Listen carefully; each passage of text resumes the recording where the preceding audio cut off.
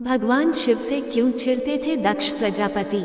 दक्ष प्रजापति सृष्टि निर्माता भगवान ब्रह्मा के मानस पुत्र थे।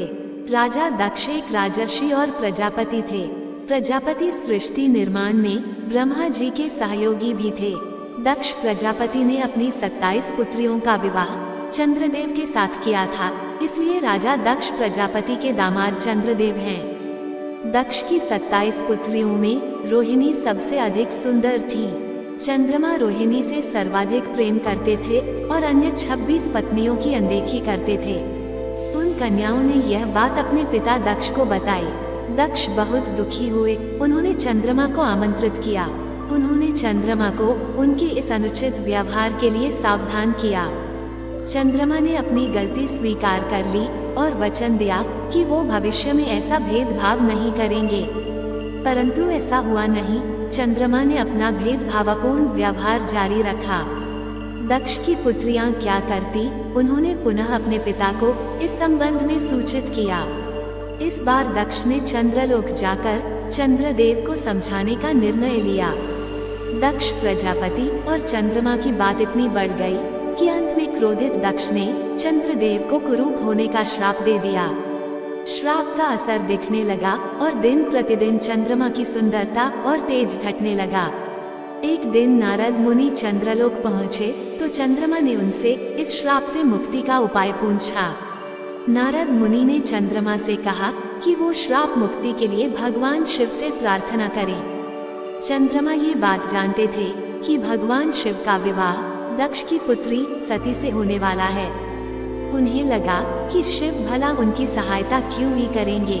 नारद मुनि चतुर तो थे ही। उन्होंने उपाय बताया कि पहले शिव जी से कहना कि आप मेरी रक्षा करने का वचन दें। जब शिव हाँ कर दे तो दक्ष के श्राप की बात बताना। शिव अपने वचन की रक्षा करते हुए तुम्हारा कल्याण अवश्य करेंगे। नारद मुनि के कहे अनुसार चंद्रदेव ने वैसा ही किया और शिव ने उन्हें श्राप मुक्त किया। कुछ दिन बाद नारद घूमते हुए दक्ष के दरबार में पहुँचे और उन्होंने चंद्रमा की श्राप मुक्ति के बारे में उन्हें बताया। दक्ष को बड़ा क्रोध आया कि उनके श्राप को किसने विफल कर दिया। नारद जी से ये बात जानकर दक्ष शिव से युद्ध करने कैलाश पर्वत पहुँच गए। शिव और दक्ष का युद्ध होने लगा। इस युद्ध को रोकने के लिए ब्रह्मा और भगवान विष्णु वहां पहुंचे। ब्रह्मा जी ने चंद्रमा के शरीर से एक नए चंद्रमा की उत्पत्ति कर दी।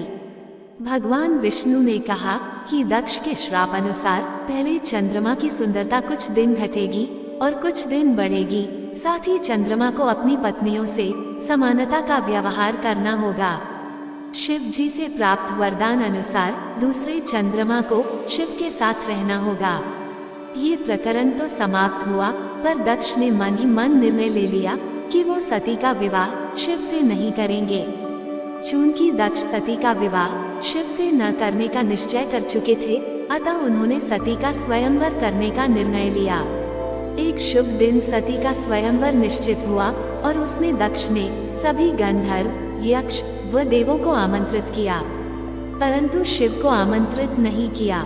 शिव जी का अपमान करने के लिए उन्होंने शिव जी की मूर्ति बनाकर द्वार के निकट लगा दी थी। स्वयंवर के समय जब ये बात सती को पता चली तो उन्होंने जाकर उसी शिव मूर्ति के गले में वरमाला डाल दी। इसे प्रभु की लीला ही समझे कि शिव तत्क्षण वहीं प्रकट हो गए। भगवान शिव ने सती को पत्नी रूप में स्वीकार किया और कैलाश धाम चले गए। दक्ष कुपित तो हुए पर कुछ कर न सके।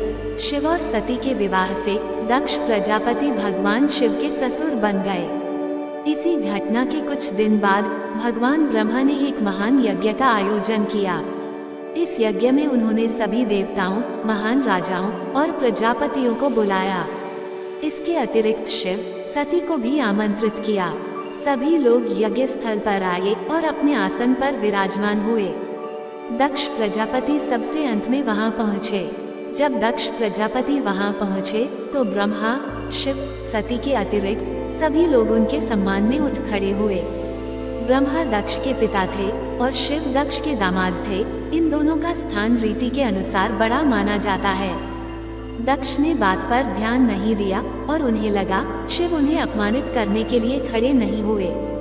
दक्ष ने निर्णय लिया कि वो भी इसी प्रकार शिव का अपमान करेंगे। कुछ दिनों बाद राजा दक्ष ने ठीक उसी प्रकार एक यज्ञ का आयोजन किया, परंतु शिव और सती को निमंत्रित ही नहीं किया।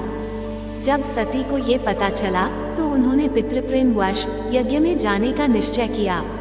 शिव ने सती से कहा कि बिना निमंत्रण के जाना उचित नहीं, पर सती को लगा कि वो तो दक्ष की प्रिय पुत्री हैं, अतः किसी औपचारिकता की क्या आवश्यकता।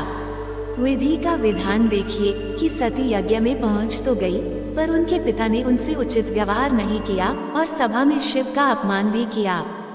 फलस्वरूप अपने और अपने पति के अपमान से दुखी सती ने यज्ञ कुंड में कूदकर प्राणों की आहुति दे दी। मरने से पूर्व सती ने अपने पिता दक्ष को श्राप दिया था कि उनके झूठे घमंड और अनुचित व्यवहार का परिणाम उनको भुगतना पड़ेगा और शिव के क्रोध से दक्ष और उनके समस्त साम्राज्य का विनाश हो जाएगा। बाद में सती का श्राप अक्षरशः सत्य भी हुआ। दोस्तों, आपको ये कहानी कैसी लगी कृपया कमेंट करके जरूर बताएं और ऐसी ही और भी बहुत सारी कहानियों को सुनने के लिए चैनल को सब्सक्राइब जरूर करें।